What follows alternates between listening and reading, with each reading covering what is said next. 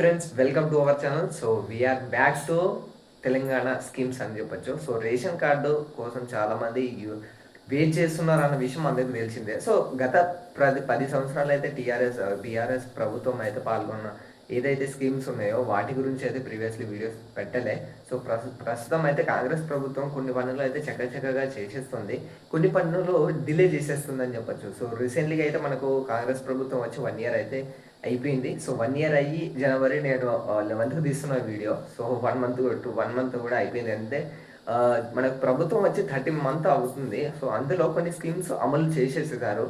So కొన్ని schemes జనవరిలో, అంటే 1 year అయిపోయిన తర్వాత జనవరిలో మరో వారం రోజులు, అంటే ఆఫ్టర్ 15కి వచ్చే స్కీమ్స్ గురించి చెప్పబోతున్నా అని చెప్పొచ్చు. సో ఎవరైతే ఈ వీడియోలో రేషన్ కార్డు గురించి ఏదైతే డాక్యుమెంట్స్ కావాలి, ఎవరైతే ఎలిజిబుల్, ప్రస్తుతం అప్లికేషన్ పెట్టిన వాళ్ళ స్టేటస్ ఏదైతే ప్రజాపాలనలో అప్లికేషన్ పెట్టారో సో వాళ్ళకు వెరిఫికేషన్ చేసి వాళ్ళకి ఇస్తారా లేదా.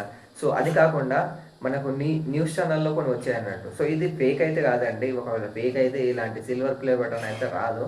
సో దట్స్ వై నేను చెప్పేది ఏంటిదంటే మన ఛానల్ని సబ్స్క్రైబ్ చేసుకోండి మరిన్ని వీడియోస్ కోసం. అలాగే లైక్ చేయడం వల్ల కొన్ని ఇంకా ఇంట్రెస్టింగ్ వీడియోస్, మీకు యూస్ఫుల్ అయ్యే వీడియోస్ అయితే పెట్టడానికి నేను ట్రై చేస్తాను. సో వీడియోని ఎండ్ వరకు చూస్తే క్లారిటీగా అర్థమైపోతుంది. సో ఎక్కడ కూడా మిస్ చేయకుండా వీడియోలో వెళ్ళిపోదాం. Let's go to video. వీడియోలో మనకి ఇష్టం వచ్చినట్టు సొల్లు వేగట్టకుండా అయితే మనకు న్యూస్లో వచ్చిన జెన్యూన్ న్యూస్ అయితే చెప్పబోతున్నాం అన్నట్టు. సో ఇది V6లో వచ్చింది అన్నట్టు. తెలంగాణలో 1 state 1 రేషన్ విధానాన్ని అమలు చేయబోతున్న సీఎం రేవంత్ రెడ్డి ప్రకటన అని చెప్పేసి ఆర్టికల్ ఇచ్చారన్నట్టు. ఇకపై తెలంగాణలో ఒక చోట మాత్రమే రేషన్ కార్డు ఉండాలని చెప్పేసి ఆయన అన్నారంట. శుక్రవారం జనవరి 10వ తారీఖు డాక్టర్ బిఆర్ అంబేద్కర్ రాష్ట్ర సచివాలయంలో సీఎం రేవంత్ రెడ్డి అధ్యక్షతలో కలెక్టర్ల సమావేశం మీటింగ్ అయిందన్నట్టు. సో ఆ సమావేశంలో రైతు భరోసా, అలాగే కొత్త రేషన్ కార్డు జారీ, ఇందిరమ్మ ఇల్లు పంపిణీ చర్చించడం జరిగిందన్నట్టు. ఈ సందర్భంగా అధికారులను సీఎం రేవంత్ రెడ్డి గారు అయితే వాటి గురించి టర్మ్స్ అండ్ కండిషన్స్, అలాగే ఈ నెల 11 నుంచి 15లోగా పథకాలు అమలుకు కావాల్సిన ప్రియారిటీ ఏదైతే పనులు ఉంటుందో సో అవి చెప్పడానికైతే మీటింగ్లో ఆ సభలో చర్చించడం జరిగిందని చెప్పచ్చు. సో గూడు లేని నిరుపేద వాళ్ళకైతే ఇల్లు నిర్మాణం ఇవ్వాలని చెప్పేసి, అదే ఇందిరమ్మ పథకము అది ప్రభుత్వ లక్ష్యం అని చెప్పేసి కూడా ఉంది.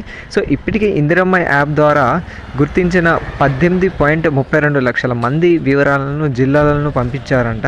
అంటే డిస్ట్రిక్ట్ లెవెల్లో అది అథెంటికేషన్ కోసం వెరిఫికేషన్ సర్వే అయితే అయిపోయిందని చెప్పచ్చు. సో అందులో అత్యంతగా నిరుపేద వాళ్ళకే ఫస్ట్ ప్రియారిటీ ఇవ్వాలని చెప్పేసి ఆదేశించారంట. తొలి విడతలో భాగంగా నియోజకవర్గానికి 3500 ఇండ్లను మంజూరు చేయాలని చెప్పేసి చెప్పారు.